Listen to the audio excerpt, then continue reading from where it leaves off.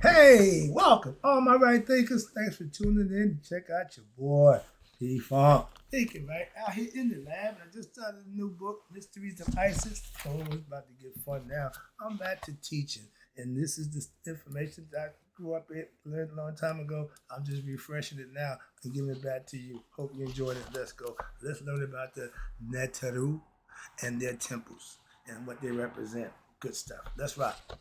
Rightism, 25 rule to live by. Storytelling, story with a message. There's a message in my stories for life. I give life lessons. You tune in and receiving them. I appreciate you. We got a good thing going. Let's do what we do. Right thinking mission is to enlighten, inspire, educate, and motivate you, the individual, to a higher spiritual level of enlightenment.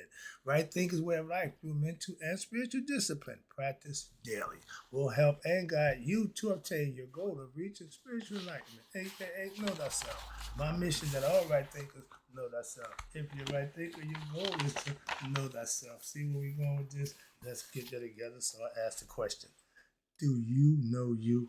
You will when I get through. That's what I do for you.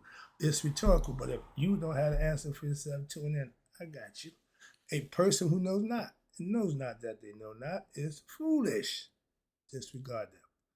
A person who knows not and knows that they know not is simple, but you can teach them. That's why I do what I do for you. Appreciate you too. Stay tuned. I got more for you. A person who knows not and believe and think that they know is dangerous, avoid them. I do. A person who knows and knows not that they know is spiritually asleep. I can awaken them. I'm your spiritual alarm clock here to wake you up with knowledge of self. That's what I do for you. A person who knows and knows that they know is wise. Follow them. All these persons reside in you. Right thinkers know thyself and two, my I be true. Let me show you a little diagram here. And we're gonna get to be another one in a minute. Okay. You see this diagram? Wherever you see a flag, that's the God. You see there's three men, Amen, Ra, Ptah. Those are three gods, three separated places they celebrated. Over here you got one, Nat, me, her. The females didn't have a whole bunch of different. They just had one. Okay, I'm gonna introduce you to her. That's called the female goddesses. They tough in their own right. So let's talk about this lesson right quick. Right thinkers. Let's talk about the Neteru and their temples. Okay, this is the format set up. The sages of Kemet instituted what they call a system by which the teachings of spirituality were espoused through a temple organization format. The major divinities were assigned to a particular city. That divinity or group of divinities, god and goddesses, they call it the Paute, would become the patron divinity or divinities of that particular city. Okay? Also, the priests and priestess, again, male and female, of that temple were in charge. This way I got the idea the church take care of the community. Why? Because the temple were in charge of seeing to the welfare of the people in that district or community, as well as maintaining the traditions, practicing the disciplines of the traditions to keep it alive based on their particular divinity who is being worshipped. What that mean? In Amun, Ra, Ptah, each one of them had their own city that they was worshipped in. That's what they tell you. I'm gonna break it down for you in 1 minute. But a dynamic expression. Excuse me. Oh, so the original concept, excuse me. So the original concept of Neter, God, became elaborated through the theologies. Again, these are theological concepts of the various traditions of the culture at that time, and a dynamic expression of the teachings had emerged, which, though maintaining the integrity of the teachings, right there, the integrity of the teachings expressed nuances of variation in perspective on said teachings to suit the needs of the varying kinds of personality of the people or the community in which they were served in, the different locales. Meaning, in Thebes, they worship Ptah. In Memphis, they reference Amun. That's what we try to show you. I'm bringing it down to you as we go. I just showed you the diagram. A diagram above was the primary or the main divinities were denoted by the Neteru symbol, which was the flag. For the men, you only had Ptah, Amun Ra, Ptah with the flag. Those are the main gods. Okay. Now, under their auspiciousness, you had Tahuti, which is also represented by what? God's mind. Atum, which was the sun. Asar, which is the first spirit matter come together to human being, man. He represents that. And that's the right side. The temples, all the temples was under their name that they worshipped in. Okay, taught the philosophy. On the right side, you had Het Hadu, Miher, Nat, Sekhmet, Aset, and Uja. Those are the most important females. You notice Mayat's not in there. Okay, she ain't in the air. She's in a whole different realm. That's why. So that's the difference. But okay, they set this up so that everybody had their own gods, their own philosophy. And I got all of them laid out for you. I'm gonna take you through each one. That's gonna be the fun part. This is old school teaching for me, so I hope you enjoyed it. But the symbol for the Neteru is the flag, and the house structure represents the temple for that particular divinity, and the interconnections with the other temples are based on original scripture statements espoused by the temples that linked the divinities of their temple with the other divinities. They knew Amun Ra Ptah. They knew each one who celebrated where and what they was all about. They all knew that. So this means that what? That the divinities should be viewed not as separate entities operating independently, no, but like a well-oiled machine, family members who are in the same business. Okay? Together, in essence, the enlightenment for the business of that, what they're doing is for the enlightenment of society, not just one person. Okay? Albeit through variations in forms of worship, different kinds, name, form, what's this? Expressions of the divinity, etc. Ultimately, what? All the divinities are referred to as Neteru. Neter, Neter, means one, supreme. That's it. That's it. Now, when you hear about the Neteru, those are the emissions from the one Neter. And they are all said to be emanations from the ultimate supreme being, the one. Thus, the teachings from any of the temples would lead you to the understanding of the others. They overlap each other, they interchange with each other, they work together. And these all lead back to what? The source, God, the Neteru, the highest divinity. Thus, the teachings within any of the temple systems would lead to the attainment of what we call spiritual enlightenment or great awakening. It's things that you have to do to make that happen for yourself. That's what the work that you have to put in. Now, I had this on a bigger scale. The book, The Tree of Life, I had it. It's a little small here, hard to see. But in here, you got 3 different religions. Anu, right here, that's these guys in here. Then you got Thebes over here. That's Amun, Mut, and Khonsu. Over here, you got the Memphite theology, Ptah, Sekhmet, and Nefertim. Those are the 3 different gods, those 3 different cities where gods we worship, but they all, you see there, they all come together as one. Why? They all represent you. That's why. So let me break it down a little more for you. I got good time here. I got to get to the good stuff. This is what, in each one of these, you see, I always tell you, God is mental. It's all in the head. Everybody have a different headdress to distinguish who they are, okay? The headdress will tell you who they are. They representing the thought process and the consciousness that goes on inside what? Your human head. They breaking it down for us. 30 years I've been doing this. I just come to the conclusion, they breaking down the human brain. I get excited, but I know some people don't understand that, but I got it. The supreme being, the same supreme being, ain't but one, Neter, God, y'all call him, is what we call the winged, all-encompassing transcendental divinity. The Son was God. When he had wings on him, that's Haru. That's the spirit that's in me and you. And speaking of spirit, the spirit who in the earliest history was called, you ready? Haru. Since the beginning, the spirit have been known as Haru. Watch this. The physical universe in which the Haru spirit lives is called Het Haru, meaning the house of Haru. We live in the house of spirit.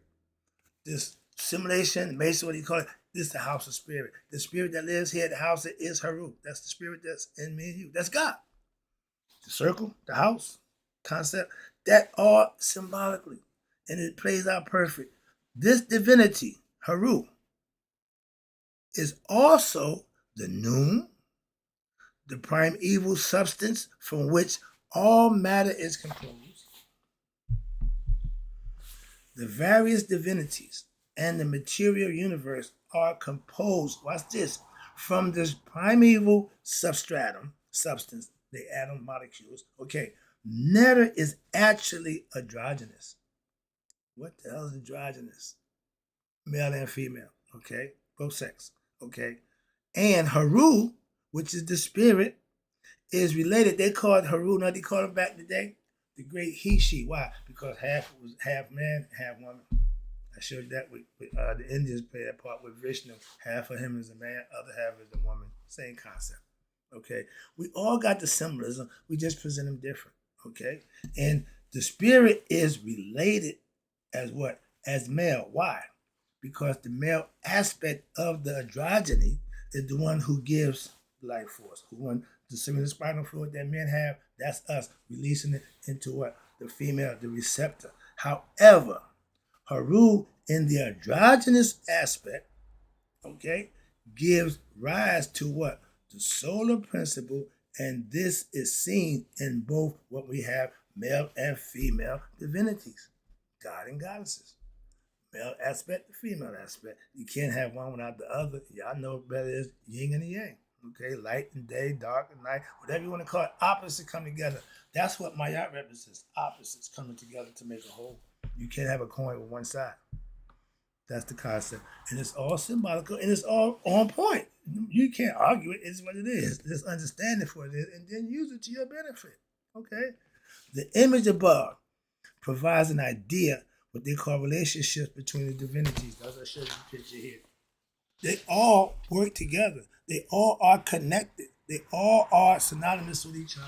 That's what they're trying to get you to understand. Whether you in Memphis, Thebes, or Hecapata, Ani, they all got what? They God and their concept that would get you to what? To God. The whole deal to get to God, get to become conscious of who you are, remember who you are. And we're born ignorant. God plays the game where he takes away our memory. So he gives us a conscience to reboot us to start all over again. Fresh mind, all again. Okay, so that's the name of the game. But the image just showed you. Now, the image above proved that the idea of relationships between the divinities and three main Neteruvian spiritual systems. Again, we didn't call them religion. Spiritual systems that learning. They went to school. You go to temple to learn, acquire information, and practice it in your daily life. That's what Maya represents. And you further the traditions by living them. That's why church continue going. Every week y'all go to church. Every week I do. Every year it goes on. It's a cycle. And now we got what we call the Anuian theology. That's the Anuian theology. Then you got the Wasetian, the Theban theology. And you got the Hecapata, Menphite theologies.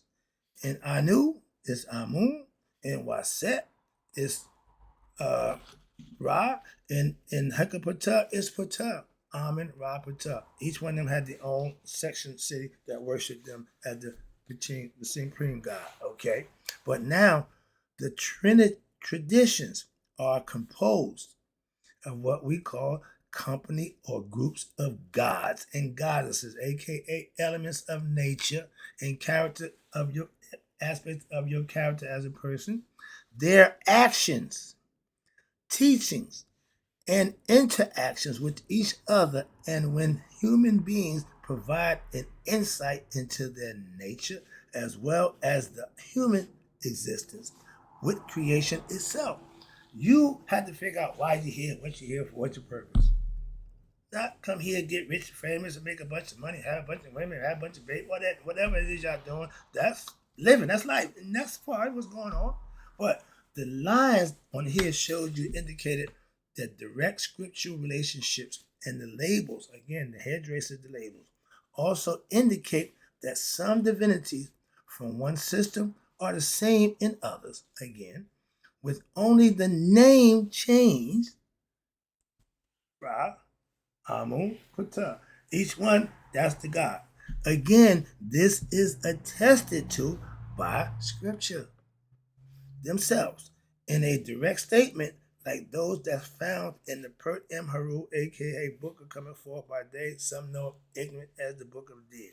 They got it from dead people's graves. That's what they call the Book of the Dead, the great Book of Coming Forth by Day, giving you information and insight on how to cross over to what? The afterlife, the real life, the eternal life, that forever. This is temporary. Don't fall in love with this. Why? This ain't gonna be but so long. I want eternity. I'm chasing immortality. That's the idea. I'm on the path of wisdom to immortality and self-enlightenment. That's the name of the game that I'm playing. Where we at? Now, listening. They give us 2 ears. They hear twice as much as we say. That's what they say, philosophically. But the idea, we got 2 ears. Your ears is to listen, to pay attention, and you listen to feel one ears with what? Knowledge. You listen attentively to hear what's being said. Some people say, yeah, I hear you, but you're not listening. Hearing means you hear it and it don't stay, go out. Listening means I'm going to hear it, it's going to stay in, I'm going to think about it, I'm going to reflect on it, meditate about it, and I'm going to learn. That's how you listen. What should the ears be filled with? Now, let's talk. That's what I do. I'm going to fill your ears with stuff that needs to be heard. That's why. The sages, I'm one, of Shita Neteru, again one, enjoined that Shinsu Neteru, the followers of Neteru, right thinkers, an initiate or aspirant. You either join it or you're in and you're starting to grow. But you should listen to the wisdom of the Neterean tradition from the teachers. These are the myths related to the gods and goddesses containing what we call basic understanding of who they are, what they represent, and how they relate to you as a human being and to the Supreme Being. We're telling you how the aspects of your character, you master these, you emulate these, and you will become master of oneself, and you will be recognized by him. Trust me. That's the blessing that you earn from living right. Don't make a difference in religion. Could care less. All right? But again, when you understand as a human being, the myths are told to allow us to be connected to the divine with what? Stories that we can relate to, understand, comprehend, and emulate. That's teaching. Wrapping it up, before I get into the 6th item is, you as an aspirant, you have a choice of one of the 5 what they call main Neterean traditions. I got each one right here. Each page is a different one. I'm going to break it down for you in a second. But the first one, remember, Shita means hidden, secret. Anu. Anu means the god of Ra. So we're going to teach you about the hidden god Ra from the Ra tradition. That's Shita Anu. Then you're going to have Shita Menfa. That's the city of Memphis where they taught the Ptah as the god, or their preaching god for their town, Menfa. And you got Shita Waset. That's the teaching of Amun. So we got Ra, Ptah, and Amun. Those are 3 towns, Anu, Memphis, and Waset. Then we're going to take you to the female goddess, the matriarchal society that we lived before the male took over, before we become patriotic. And it's called Shita Net-Rit. Net, N-E-T, that's the female goddess. Rit is the knowledge. So teaching the goddess tradition, teaching the female knowledge from the female aspect, okay? Shita Asar. Asar is the story that we tell from the beginning. The Saurian resurrection myth. That's the Asar, Aset, and Haru. That's our life story where the eagle brother Set killed him, put him in a coffin. Yeah. Maya found him, excuse me.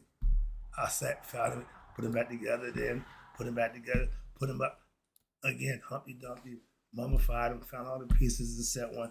Everybody knows the story. The story goes on and on. But it's you can pick the one that suits your fancy, that you can indulge in, and then you study it.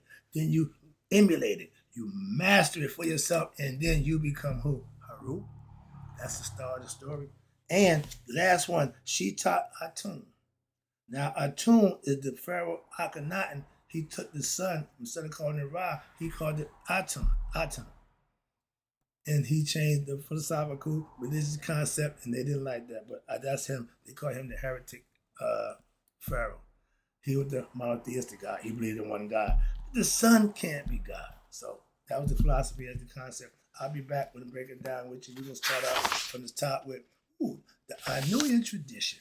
Right, thinkers? I appreciate you tuning in. Right now, I'm teaching. So if you ain't come here, you come here for anything else, you went from the wrong place. I'm here teaching, right thinking philosophy. I'm in the book, Mystery of Isis, breaking it down for you the best I could. And closing, may you all live to be 100 right thinkers and me 100 miles today. So I'm never my right thinkers was starting to understand the difference in the Neteru and the Neteru temples that passed away. I'm giving you information that you can actually use to what? Know you. That's what I do for you. I'm out.